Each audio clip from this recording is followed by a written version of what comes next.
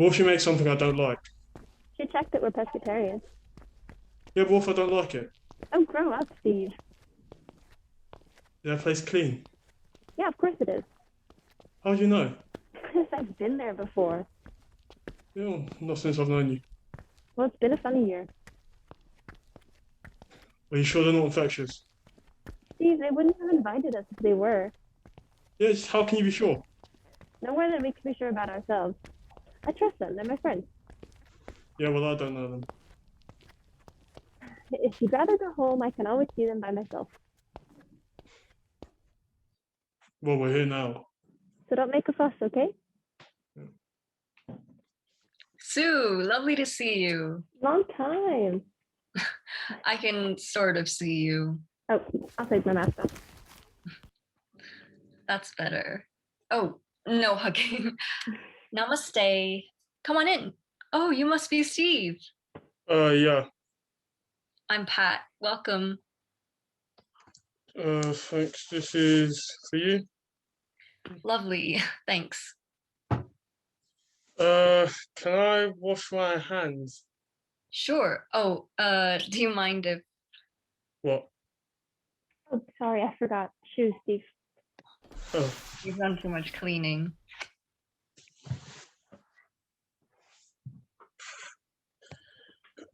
uh, where's the toilet? Oh, it's the door on your right. Sue? I've got my own hand wash, thanks. Sawadee. Yeah, it's been months. Oh, I wish we could hug. Are you Steve? Yeah, I'm just going to, where's the bathroom? Through here? Yes, that's the Oh, someone's in a hurry. He's like, lady, out down the spot. No, it's good, but I'm sure this washing will turn everyone OCD. Oh, what's that, Pat? Oh, antibacterial spray for your shoes, just to be safe. You Oh, don't mind? no, go ahead. You're more cautious than we are. We've got elderly grandparents, so. Oh, we haven't been to see ours. Oh, really? We've been to see ours a few times post lockdown. Is that safe? Uh, that's why we have to be careful. Hmm. What would you like to drink? Oh, just water, please. I'll have some wine. Bia, could you do the honors? I'll go carry on with the cooking. Sure. Take a seat. There you go. Thank you. Oh, Steve, your mask. Oh, yeah. Thanks. Wine's really nice. Help yourself to nibbles. Thanks. Thank you. Actually, not for me, thanks. Sorry. Pat, would you like some wine? Later. Thanks. So, how was the last 6 months? Strange. We got through it though. Brought us together, actually. Yeah, you're the first couple we've met since lockdown eased. Really? What about your parents? They were looking after our grandparents, so we've been Zooming. What? You haven't seen them the whole year? No, not since Christmas. Wow, we've seen ours a few times. Wait, did any of them get sick? When was the last time you saw them? Everyone stayed healthy, touch wood. It was a while ago. Yeah, we've met a couple of friends individually. Yeah, always socially distanced, of course. Mm-hmm. Of course. Yeah, and outside. Mm-hmm. Yeah, so you're the first couple we've met for lunch. Uh, Indoors. Okay, do you feel all right about that? Yeah, of course. Yeah. Good. Top up. Yeah, thanks.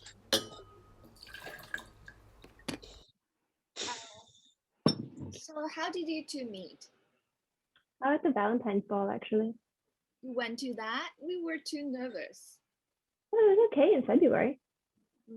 Not really. That super spreader from Hove came back at the beginning of February. Pat was getting all these messages from family and friends in Hong Kong to be careful. I mean, I had a terrible cough throughout February, but I just thought it was from all the snogging we did at the ball.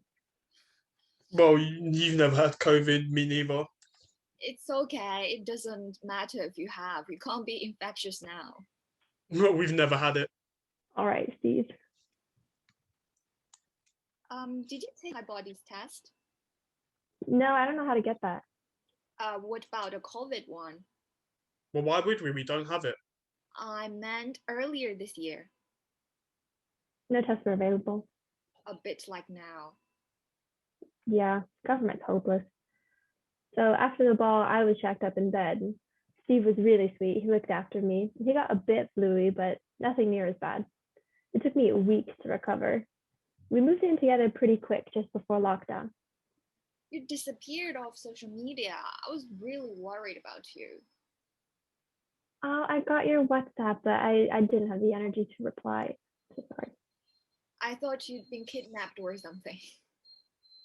Sorry. It was all I could do to talk to Steve and my family. I just really didn't have the energy to talk to anyone else. That's okay. So what's happened this term? I didn't see you at the chaplaincy. Oh, no, I don't know if I believe in anything at the moment.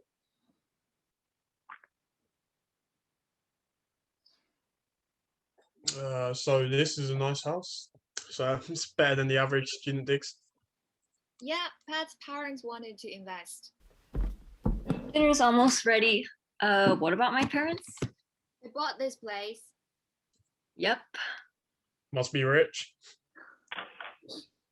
Working class, actually. They're good investors, so we helped them look when stamp duty was cut. They saw this place and they wanted to sell quickly, so they took the Young's offer. We're paying the mortgage. Smart. We're really lucky. Very. I didn't know it could be so quick. Yeah, our place has damp in the cupboards. Ew. Yeah, I had to wash everything after finding mold on some of my clothes. Oh no. Yeah, we've actually complained a few times. It's just that the landlord's slow to respond. What about the Mhm. students' union? There's a housing officer. We've asked, but they just told me to email the landlord. Mm, And if the landlord doesn't do something about it quick, we're gonna have to move out. God. Well, maybe we could crash on your sofa, or Pat's parents just buy another place. They're maxed out, but we do have a small box room. That's our study. Yeah, can't really fit two adults in there. Maybe just Sue, if you get stuck, sorry. Okay, lunch is ready. Come on through. Wow, looks great. What's that? Steamed fish. Never had it with his head on. Just battered and deep fried. Well, yeah, like that or fish fingers. Honestly, fresh fish tastes better steamed whole, but don't worry, it's been cleaned, descaled, and gutted. Yeah, I'm just not sure. As long as you avoid the fins, you won't get any bones. Bones. Don't worry, I'll help you. Sue, would you like to say grace? Sure.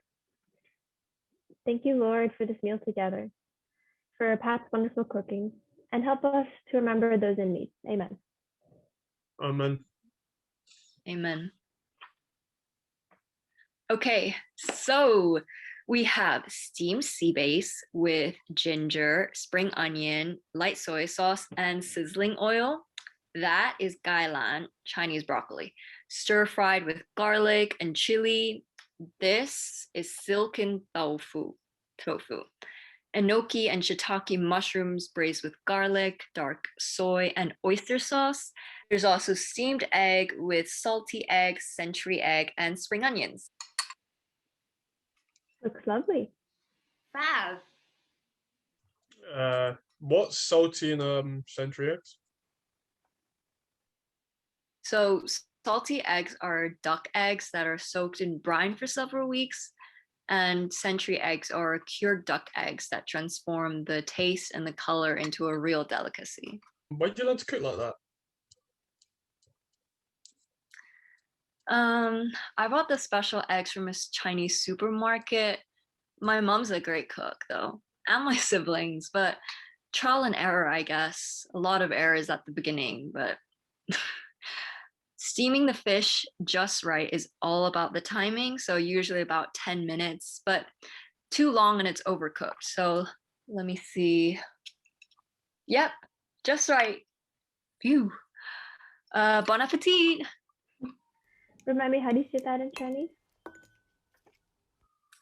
Oh yeah, so got wai sick fan.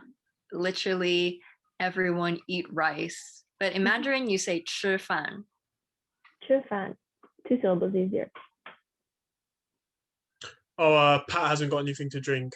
Bear, pass the wine, please. Yeah. Thanks. Oh, just a drop, Steve. I like red, but I don't really drink.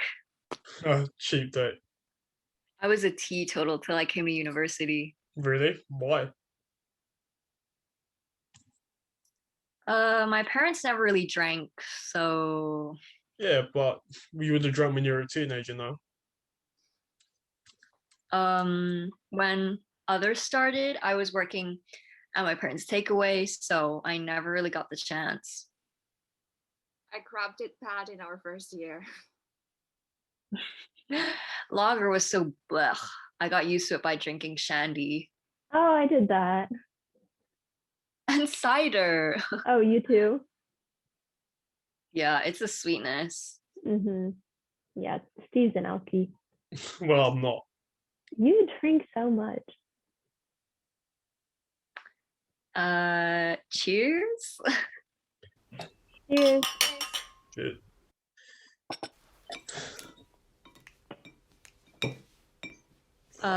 Steve, you're supposed to use the communal chopsticks or spoon to get what you want, not your own. Laurie, sorry, like this? Oh, crap. Sorry. Can't take him anywhere. Yeah, I've got it.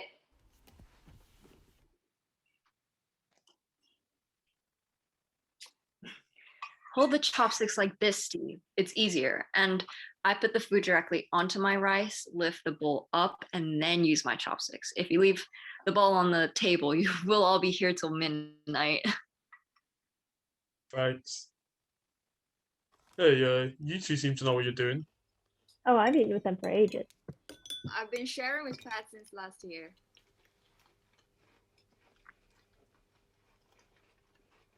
Sue, would you like some fish?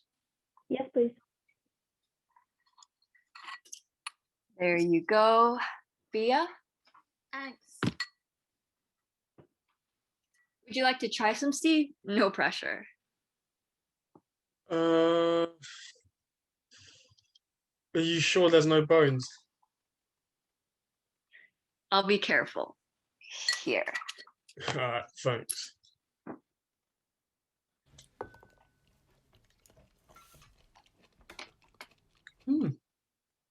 That's actually delicious. Tender. You can actually really taste the fish. Good, huh? Yeah, excellent even. Like ginger, spring onion. Yeah, well, after this, there's not really a point getting the chinky. Yeah, maybe just a pizza.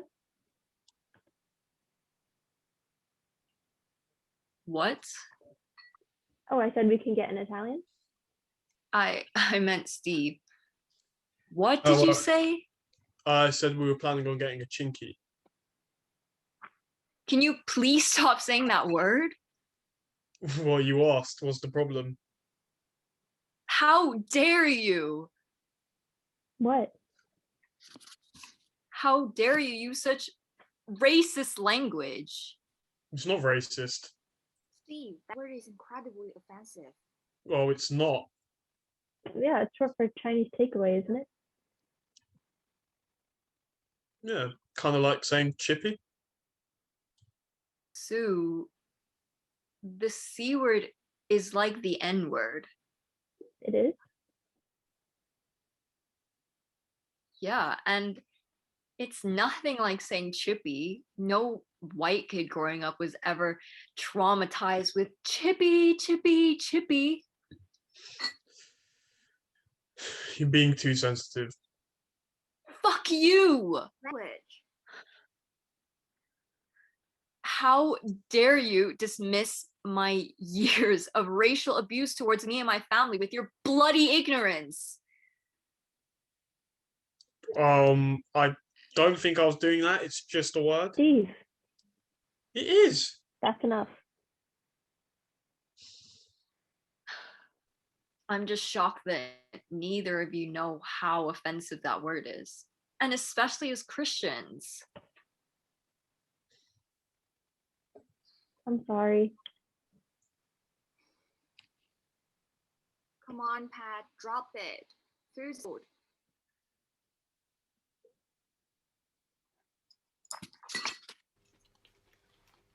Pat, we honestly didn't know. My family's always used that word. Just a word. What's the big deal? Shut up. Don't tell me to shut up. You really don't know when to stop. Well, intention's important. People make mistakes.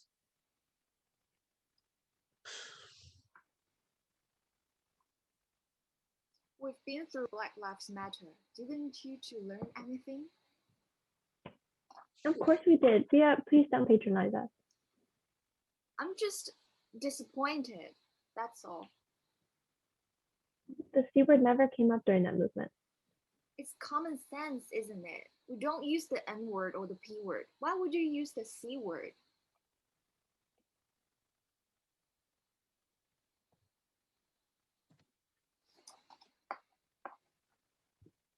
Every weekend when I was growing up, drunken, racist customers came into our takeaway. And usually we just tell them to leave or call the police, but when it was busy, we just couldn't. It would have made things worse. So we quickly serve those bastards and get them out as soon as possible. But inside, I'd be screaming with anger and humiliation. I wanted to tell them, fuck off, white trash. Pat.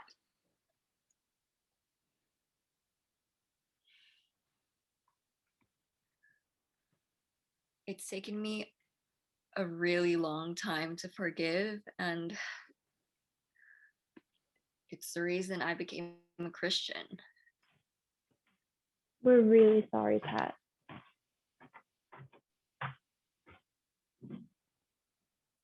Well, now you two know how loaded that word is. Please tell your families to avoid similar mistakes. We will, of course. Steve, aren't you going to apologize? I haven't done anything wrong. Oh, for goodness sake. Look, we've all been through a lot this year. Nobody's perfect. Your country hasn't apologized for. My country? China. Your people haven't apologized for. My people? Yeah. I just can't believe how effing ignorant you are, Steve. The virus came from China. Are you for real? Yeah, it's what Chris Mason said on the BBC and Michael Gove. They're racist wankers. Do you think the Chinese wanted it? Zoonotic disease comes from all over the world. It's nature, God even. Well, it's from the animals you eat, like bats. Steve, Let's just make it clear. I don't eat wildlife. Sue, you're dating a racist. oh God. I'm not. Do you believe everything the Daily Mail publishes? Everyone's saying it on social media. You're not a teenager, Steve. Oh, look, if your people didn't eat bats, this wouldn't have started. For God's sake, Steve. I'm British, mate. I was born in the UK. Mad cow disease started here, swine flu from America and Mexico, cholera from India, HIV from Africa, MERS from the Middle East. It's nature, God's crazy plan. Steve, people in China don't eat bats. And anyway, who are we to judge what some poor people around the country eat? Well, it's not poor. China's the second largest economy in the world. It's still officially a developing country and millions of rural poor. And sometimes you just don't have the luxury of eating whatever you want. You're either a vegan or you're not. Yeah, well, I'd just never cook a fish with its head on. What's that got to do with anything? Trump says the Chinese virus. Oh my God, am I really dating a Trump supporter? Jesus. Well, Trump said that, and I agree with him. Don't support him in other things, like he's a misogynist. He's a racist, a fascist, and an idiot, and those who support him. Yeah, I don't. Steve, the worst pandemic the world's ever known was in 1918. Bird flu that started on a farm in Kansas, USA. Four was the Spanish flu.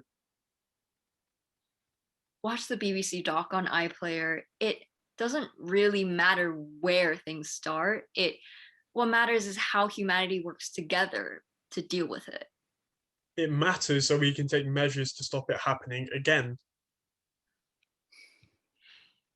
An Oxford professor said COVID-19 traces were found in sewage samples in Spain, Italy, and Brazil much earlier than China. Yeah, I read that as well. When environmental conditions are right, these pathogens emerge. Maybe it's climate change? Or overpopulation, too many people encroaching on the animal kingdom. What about the Chinese virologist who said that it started in a lab in China? Fake news. Her Twitter account was suspended last month. She's got connections with Steve Bannon's group, Trump's former advisor. Oh, but then you don't mind because you support Trump. Well, I don't support Trump, Sue. For God's sake. No one actually going to believe me here. Freaking Trump, oh my God. It's just everything's toxic now. Like, you just don't know what to believe anymore.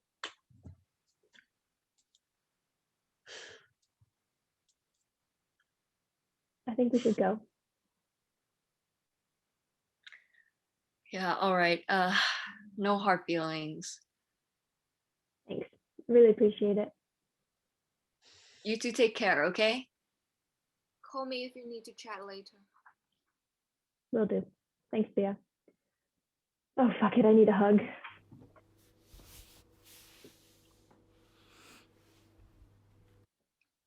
We can't really leave. We haven't finished lunch. I think I have. Yeah, we've all lost our appetites.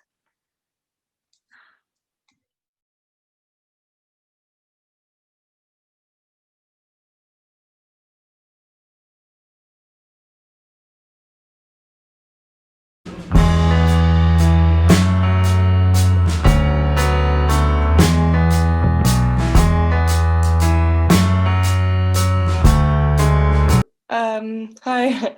So we are recording right now for the play The C Word, which is a play that is aiming to raise awareness about Sinophobia during the pandemic of COVID-19, especially. So we thought we'd just introduce our thoughts, our initial thoughts before starting the play, and try to see what the script has made us think about. On social media, I know there was especially around the start of the pandemic when it wasn't as serious as it was. There was a lot of xenophobia towards Chinese people you saw on social media. A lot of even very big social media accounts like UK meme accounts and stuff were kind of making jokes about it. And it just took off more and spread to other platforms like Twitter, TikTok, and it got more and more common. Then yeah, it was when the gravity of the situation kind of weighed in on people, it kind of stopped. But it was just surprising to see, even when the pandemic began initially, how casual it was to make them jokes. And it's not like softened, because obviously you had people like Donald Trump who was making this claim saying the China virus and stuff, so it just got worse in the US and even in the UK, because you have a lot of people who will still be influenced by Donald Trump in the UK. So it's definitely I think the play is definitely relevant considering that. Yeah, I feel like in some extent those casual racism has been normalized because those people who are racist, they feel like they're now being part of the trend. Like there's a certain trend of hatred towards China, or like a backlash of China, because it's the, like they're saying it's the origin of where the virus comes from. So like people are suffering in some places because they cannot work. They're kind of affected largely by this situation, and they're kind of turning that hatred them like they get from this situation and towards China, and that make racism like changed into the other form, and people like they feel this kind of hate is justified by what they are going through right now. So also like the form of racism has been changed. It's not only in real life or like in like quotidian something. It's more like on social media. You feel like you're sending something under this mask of the computer screen, and you can be not responsible for what you said. And that's something that definitely enhanced by this internet world. Yeah, I think it's really interesting, or like really sad, of course, how we really have this notion of racism, but it really depends on who is the target group pretty much at the end of the day. And I think we've been really trying to raise awareness about racism against Black people, especially with movements like Black Lives Matter. And I don't think there has been unfortunately, one standout group for racism against Asian people that has come out really. And I think because of that, and because it's relatively new as well to talk about it, I think, especially in Western cultures, it just feels for a lot of people a lot more normal. And I think in the society it's a lot more normalized just because of this, and because there hasn't been a discussion around it for that long, which is really, really sad. So I think what comes to mind is this like very strong double standard of what people think. I think a lot of people have this idea that Asian people or Chinese people are so backward and things, but I've seen like the memes who were criticizing Chinese people for traveling while they were sick, when they were actually like a few months later were also joking about how they wanted to like they'd rather like fly to Italy and get sick there because like flights are cheaper. And it's this double standard, like they would joke about this, but they were actually criticizing other people for doing exactly the same thing. And it's like it's just crazy like idea that I don't know, I've never seen it before, and it's kind of come to light during this pandemic, and it's just like really interesting, but also sad. It's been strange to watch because I feel like I've sort of seen we're seeing the evolution of casual racism in America go from like a micro scale to a large scale on every news channel just within a few weeks. Because I remember at the start of the pandemic, when people were just talking about the cases in China, a lot of the Chinese students at my university, because we had a large population of Chinese students, would start wearing masks.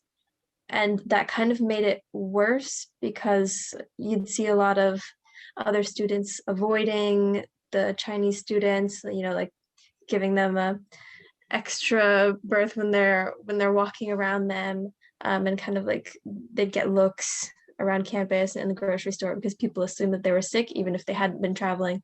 They were just like wearing the masks to be safe, which now we all do. So we're real hypocrites.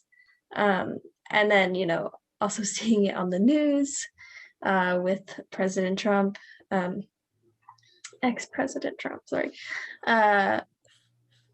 Yeah, that was really absurd, but I guess it also depends on what channels you watch because that's one of the sad things about America is your views are really shaped by the media that you consume.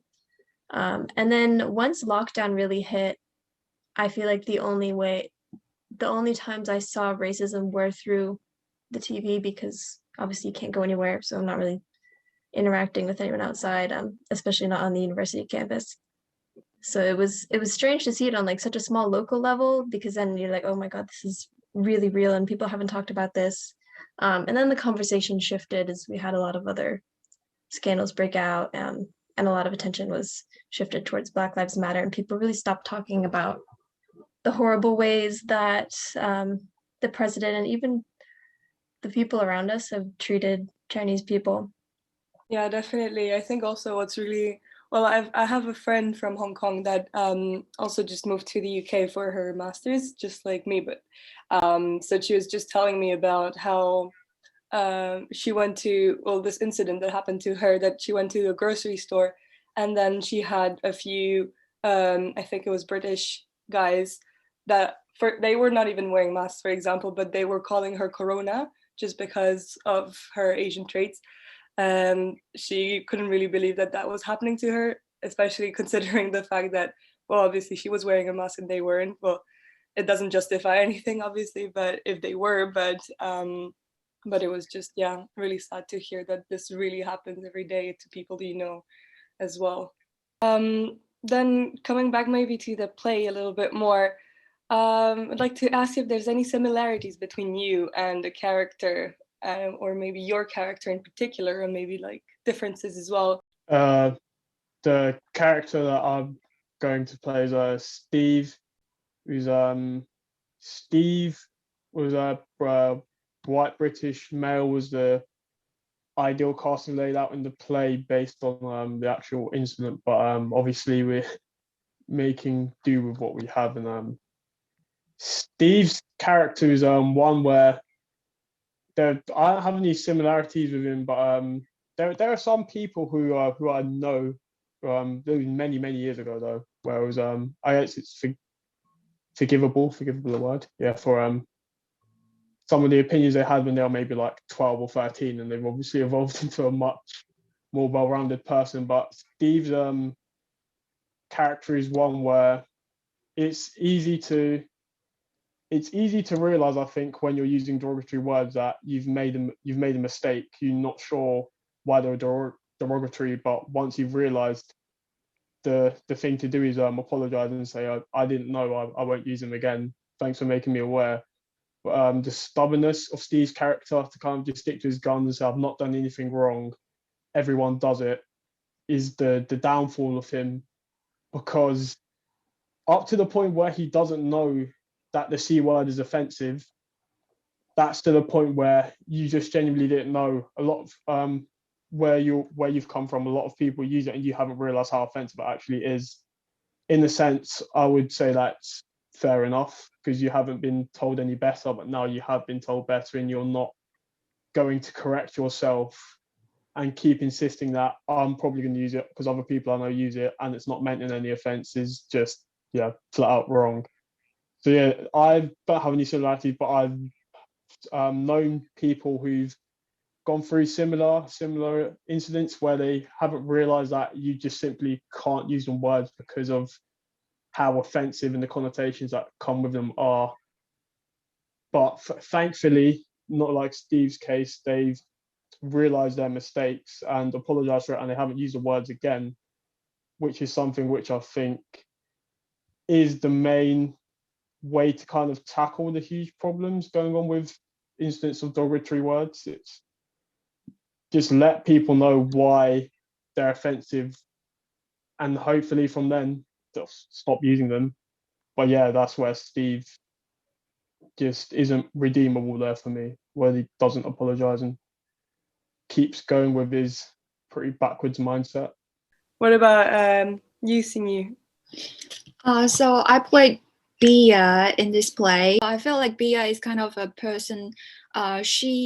she know what is right, what is wrong, but sometimes she's trying to avoid the confrontation with the other side. Like she's like saying, oh, don't be that, like she's aware that is kind of racist, and she would also point it out. But at this moment, she's kind of like stand up for the other, for Pat, and but she's not only emotionally saying something like it's wrong or it's not right. She's kind of like pointing out evidence or like something she learned from like social media or some information. She's giving those information to Steve. So like I think she also inspires us that wanting to avoid certain racism on other on other community or ethnic group, or like to avoid those stereotypes is to have yourself more informed or have more balanced information. Like you're not supposed to listening from only one side. You have to have balanced idea or balanced information, and that can avoid like misinformation according to like ideologically biased media. So I feel like sometimes it's awkward for Chinese to talk about racism or race, because I feel like living up, like just as Eunice said, we live in a community where like Chinese are the majority, and you feel like there's rarely an existence of the other, because like the topic race is hardly mentioned in our education system. It's always like Chinese and foreigners. So it's like a really different situation from the Western perspectives. And because it's hardly talked about, so when I first came to UK, and you felt like there's suddenly an existence or like the appearance of the other. And because of the other, you're more aware of yourself and how you identify with the local community, and how this ethnicity is treated, and you're getting all those information from social media. So like yeah, so it kind of reminds me or like inspires me to look or take the topic of racism or ethnicity more kind of more cautiously. Eunice, who plays Pat. Right, so Pat, she is Asian, which I am, so like that's one thing that is a similarity. But one thing that makes us different is that Pat grew up in a place where she was the minority, which I didn't. So Pat has faced so many years of feeling like she was different and having to face racist people, whether it be in school or at her parents' takeaway restaurant or just on the street. And she has just like a lot more of this baggage to carry, I guess. So that's one thing that makes us different, because I actually grew up in a place where I wasn't the minority. However, growing up in like this digital age where social media is like heavily westernized and Americanized, it's still very easy to feel like the minority, where people where sometimes you just feel like an outsider or an outcast, or like you don't fit in. And a lot of time it's sad, but like when I was younger, I went to an international school, and I would feel like, oh, why was I not born another way? And it's like just really sad to like think back to how kids growing up think. And so yeah, that's the similarities and differences. Michaela, do you have thoughts about your own character? Yeah, I think I initially didn't want to play Sue because the character kind of hit too close to home. Because I was for too long in a relationship with someone like Steve, and it was a really tough position to be in. So I think Sue, especially in these scenes, feels a great sense of like guilt and embarrassment, because even though she's not as ignorant as Steve or yeah, she's not really partaking in the casual racism. She definitely feels a sense of responsibility for him and for his actions and his words. You can kind of see that in the part where she tries to cover up what he said, and just sweep it under the rug. So it's difficult because I don't know where I was going with that sentence, but yeah, I think sadly I didn't have friends like Pat and Bia who would call someone out. So like all the incidents in my relationship are kind of like in private. Not that that makes it okay, but yeah, there was a great sense of denial in that, and like guilt even to this day, even though nothing really happened. It's more just like the sense that I didn't say something. Although I don't know if that would have gone well in that circumstance. But yeah, Sue, I think she kind of makes me sad because like I'm sure she sees something good in Steve. And she really wants her friends to like him. She's introducing him for the first time, but Steve is just, I think, not the person that she thinks he is, or at least that she wants him to be. So I think she hides a lot of her emotions here, but maybe that's just me. I don't know. Yeah, I think Sue is really struggling there in that relationship and struggling to understand what her role is there, if she should, what she really should do after having witnessed that, and what that changes and what that implies for her. Personally, I think Steve's character is probably the one to look out for the most, because I think it's going to be the most complex to play, as we know what he's doing is wrong from an external point of view, and as a cast we know that as well. But I don't know, personally I think our role as a cast, and especially I think Dominic's role, is probably not to make the audience hate him, although of course our role is to make people realize that his attitude is completely wrong. But I think what's also really important in the play is to highlight how normal this is and how this happens in society, and maybe make the audience understand where that comes from, just so that we can trace back where racism really comes from, so that we can tackle it better as well. So I think the challenge will also be to really address Steve's character in a way that makes him, to a certain extent, understandable, so that we can, as I just said, understand the roots of racism a bit more, and have a starting point for where to start. Just maybe another question. So do you guys feel that there is a safe space and it would be received well, just general opinion, if incidents of racism towards Asian students came about in the UK? Because obviously it hasn't really been spoken about as much as, say, incidents towards Black people or others. It's a hard question, but I don't know. I feel like with racism towards Asian people, it's a lot more like swept under the rug, or it's a lot less, it's kind of this gray area where you don't know what's right and what's wrong. And I think within the play, it's like these two characters had no idea that this word was offensive. But like everyone knows that the N-word is offensive.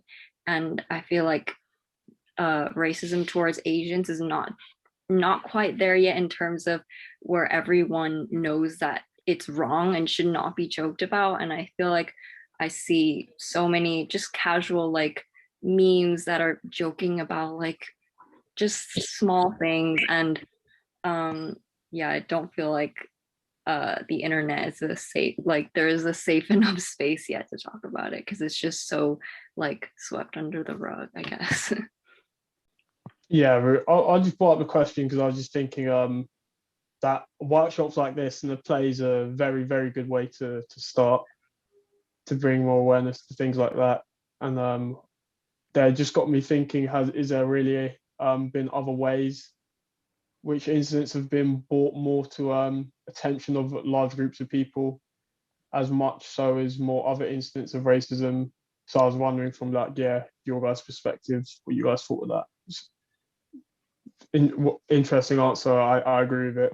Yeah, it's like the N word is very obviously offensive, and well, blatantly clear through this play for some people that the C word, not as much so.